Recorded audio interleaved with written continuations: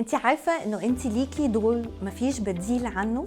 على مدار الكتاب المقدس ازاي بنشوف انه الرب قصد يورينا تأثير المرأة.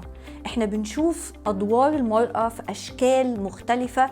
في العهد القديم بنشوف يوكابد ازاي هي بس طلعت 3 خدام.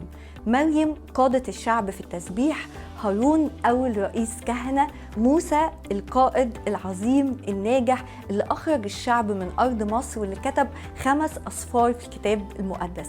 بنشوف دبورة الزوجة والقاضية اللي قادت الشعب في الأزمة. وفي العهد الجديد بنشوف السامرية أو الكارزة، وبنشوف مريم أم مرقس.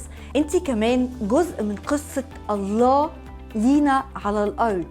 انت ليكي دور، انت ليكي تأثير.